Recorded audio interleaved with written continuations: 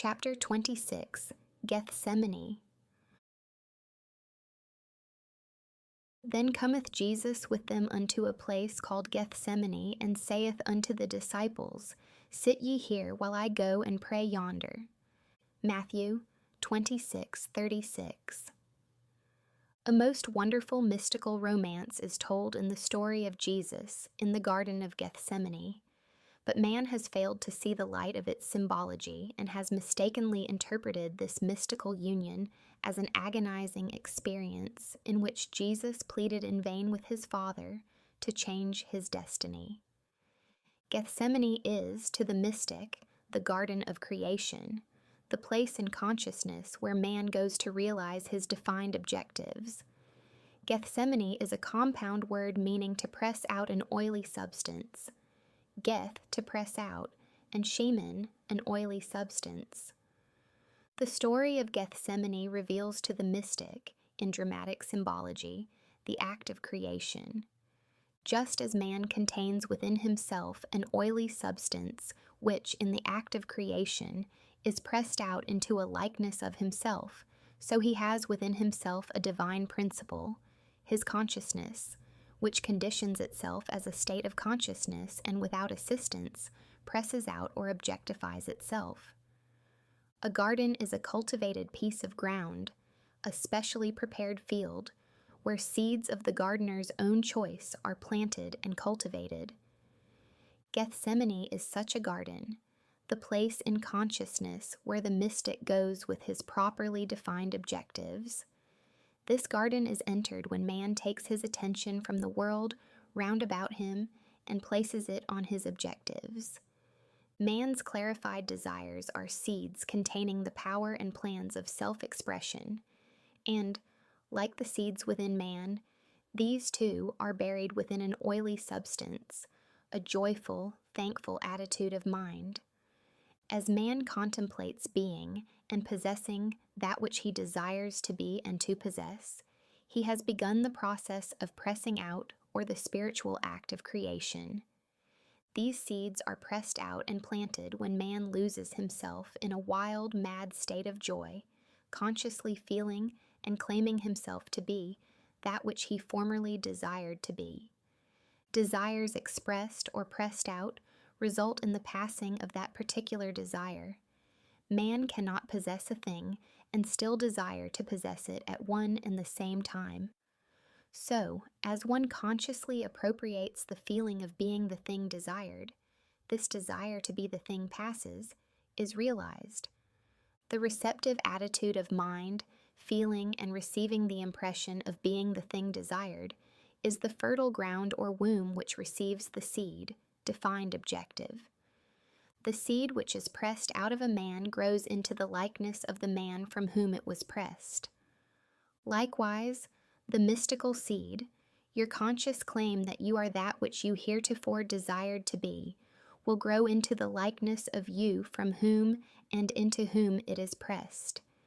Yes, Gethsemane is the cultivated garden of romance, where the disciplined man goes to press seeds of joy, defined desires, out of himself into his receptive attitude of mind, there to care for and nurture them by consciously walking in the joy of being all that formerly he desired to be. Feel with the great gardener the secret thrill of knowing that things and qualities not now seen will be seen as soon as these conscious impressions grow and ripen to maturity. Your consciousness is Lord and husband, Isaiah 54:5. The conscious state in which you dwell is wife or beloved. This state made visible is your Son bearing witness of you, his father and mother, for your visible world is made in the image and likeness, Genesis 2:26, of the state of consciousness in which you live. Your world and the fullness thereof are nothing more or less than your defined consciousness objectified. Knowing this to be true, see to it that you choose well the mother of your children, that conscious state in which you live, your conception of yourself. The wise man chooses his wife with great discretion. He realizes that his children must inherit the qualities of their parents, and so he devotes much time and care to the selection of their mother. The mystic knows that the conscious state in which he lives is the choice that he has made of a wife, the mother of his children, that this state must in time embody itself within his world. So he is ever select in his choice and always claims himself to be his highest ideal. He consciously defines himself as that which he desires to be. When man realizes that the conscious state in which he lives is the choice that he has made of a mate, he will be more careful of his moods and feelings.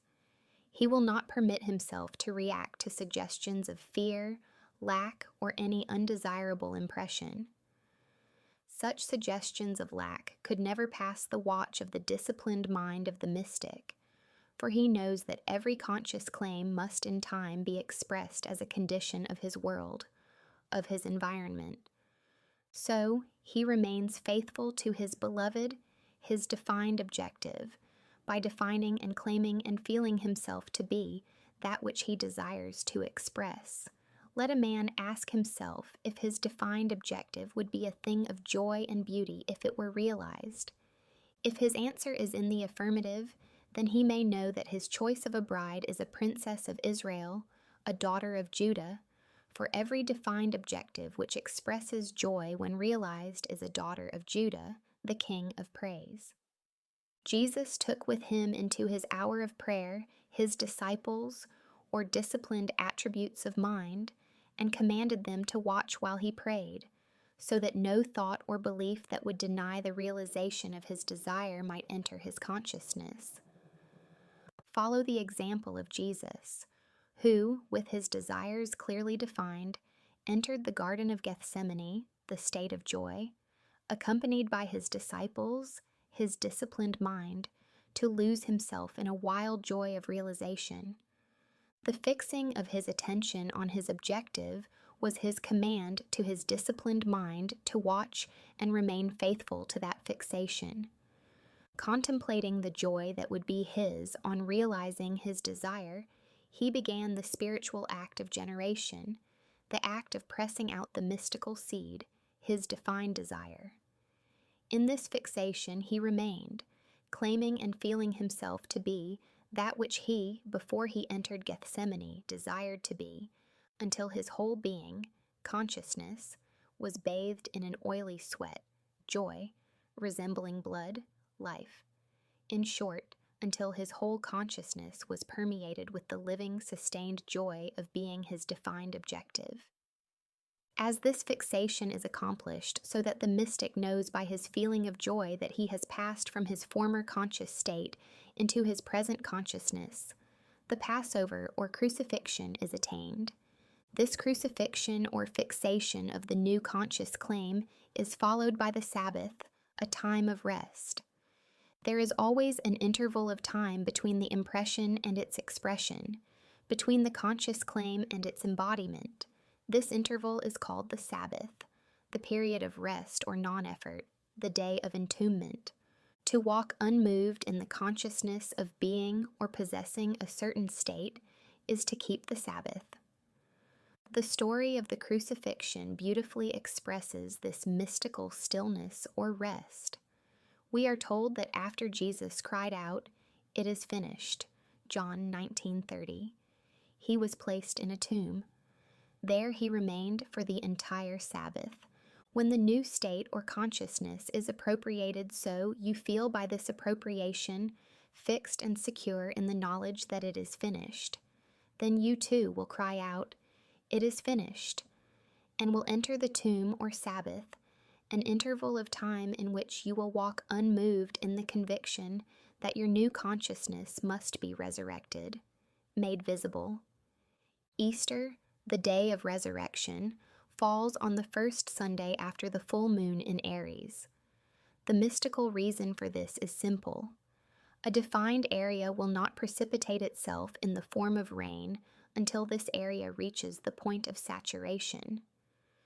Just so, the state in which you dwell will not express itself until the whole is permeated with the consciousness that it is so, it is finished. Your defined objective is the imaginary state, just as the equator is the imaginary line across which the sun must pass to mark the beginning of spring. This state, like the moon, has no light or life of itself, but will reflect the light of consciousness or sun. I am the light of the world. Matthew 5:14, John 8:12, John 9:5, John 12:46. I am the resurrection and the life. John 11:25. As Easter is determined by the full moon in Aries, so too is the resurrection of your conscious claim determined by the full consciousness of your claim, by actually living as this new conception. Most men fail to resurrect their objectives because they fail to remain faithful to their newly defined state until this fullness is attained. If man would bear in mind the fact that there can be no Easter or day of resurrection until after the full moon, he would realize that the state into which he has consciously passed will be expressed or resurrected only after he has remained within the state of being his defined objective. Until his whole self thrills with the feeling of actually being his conscious claim, in consciously living in this state of being it, and only in this way, will man ever resurrect or realize his desire.